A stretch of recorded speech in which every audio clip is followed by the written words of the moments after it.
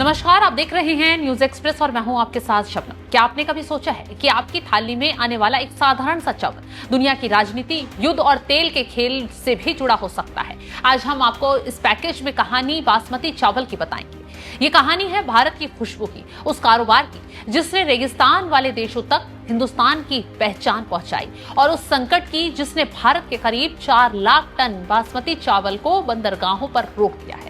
Middle east में बढ़ते तनाव ने सिर्फ मिसाइलें नहीं उड़ाई, उसने भारत की सप्लाई चेन को भी हिलाकर रखा। जहाज पर अटैक हो रहे हैं, बीमा महंगा हो गया है, रूट असुरक्षित माने जा रहे हैं, और इसका सीधा असर पड़ रहा है भारत के उस किसान पर जो हर साल उम्मीद के साथ बासमती बोता है। और यही वजह है कि प्रधानमंत्री नरेंद्र मोदी ने लोगों से पेट्रोल डीजल कम इस्तेमाल करने, वर्क फ्रॉम होम जैसे विकल्प अपनाने की अपील कर डाली है, क्योंकि मामला सिर्फ तेल का नहीं, पूरे व्यापारिक संतुलन बिगाड़ने का खतरा है।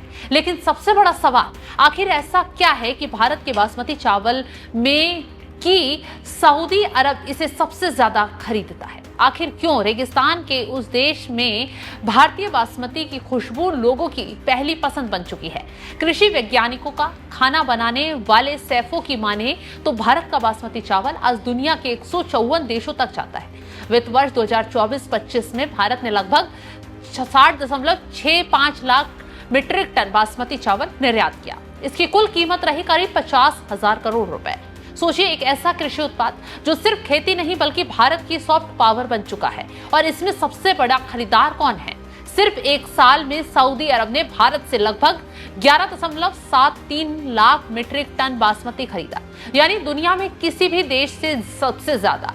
इसके बाद इराक, ईरान, यमन और यूएई जैसे देश आते हैं। दिलचस्प बात तो यह है कि कुल निर्यात का करीब 61% हिस्सा सिर्फ इन 5 देशों में जाता है, यानी पश्चिम एशिया भारत के बासमती कारोबार की रीढ़ बन चुका है।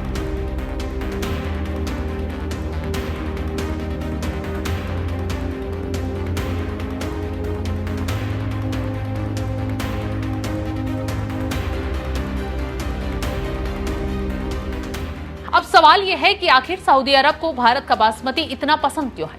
कृषि और खाना विशेषज्ञों की माने तो बासमती सिर्फ चावल नहीं है, ये एक अनुभव है। जब ये पकता है तो उसकी खुशबू पूरे कमरे में फैल जाती है, और अरब देशों में खाने की खुशबू और प्रस्तुति को बेहद अहम माना जाता है। सऊदी अरब के पारंपरिक व्यंजन जैसे खब्सा, बिरयानी, मटन, राइस, इन सब में ऐसा चावल चाहिए जो अलग अलग दानों में रहे, चिपके नहीं, और स्वाद के साथ शाही एहसास दिखे। अरब देशों में खाने की प्लेट सिर्फ पेट भरने के माध्यम नहीं होती है, एक सामाजिक प्रतिष्ठा भी होती है।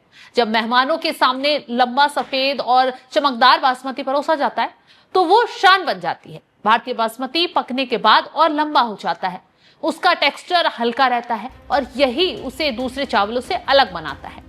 भारत दशकों से बासमती उत्पादन में दुनिया का सबसे बड़ा नाम रहा है। सऊदी अरब के आयातकों को पता है कि भारत लगातार एक जैसी गुणवत्ता दे सकता है।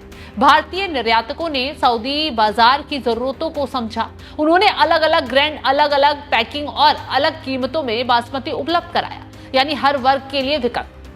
और यही वजह है कि यहाँ के बड़े होटल, रेस्टोरेंट और कैंटीन कंपनियां भारतीय सप्लायर्स के साथ लंबे समय तक जुड़ी रहती हैं। खाड़ी देशों में लाखों भारतीय काम करते हैं। उन्होंने वहां भारतीय खाने की लोकप्रियता बढ़ाई। बिरयानी, पुलाव और मसालेदार चावल वाले व्यंजन अब वहां के मुख्यधारा का हिस्सा बन चुके हैं। और जब खाने में भारतीय स्वाद चाहिए तो बासमती भी भारतीय ही चाहिए। दुनिया में दूसरे देशों में भी खुशबूदार चावल होते हैं, लेकिन भारतीय बासमती जिस क्वालिटी के साथ जिस कीमत पर मिलता है वो मुकाबला करना आसान नहीं। यानी ग्राहकों को स्वाद भी मिलता है और व्यापारिक फायदा भी। लेकिन अब यही कारोबार संकट में है। मिडिल ईस्ट में तनाव बढ़ने से समुद्री रास्तों पर खतरा बढ़ गया है। जहाजों की आवाजाही प्रभावित हो रही है, बीमा कंपनियां प्रीमियम बढ़ा रही हैं, और भारतीय बंदरगाहों पर करीब 4 लाख टन बासमती फंसा हुआ है। यह सिर्फ व्यापारिक नुकसान नहीं है, इसका असर किसानों, निर्यातकों, ट्रांसपोर्ट कंपनियों और हजारों मजदूरों तक पहुंचेगा। अगर हालात लंबे समय तक ऐसे रहे तो भारत के बासमती कारोबार को बड़ा झटका लग सकता है। यही कारण है कि आज भारत सिर्फ युद्ध नहीं देख रहा, वो अपनी सप्लाई चेन की नब्ज भी टटोल रहा है। एक तरफ दुनिया की राजनीति है, दूसरी तरफ किसान की फसल तो ऐसे में अब भारत की तरफ से लगातार कदम उठाए जा रहे हैं, प्रधानमंत्री मोदी की तरफ से अपील की जा रही है। उसको लेकर आप क्या कुछ राय रखते हैं, कमेंट बॉक्स में जरूर बताइएगा।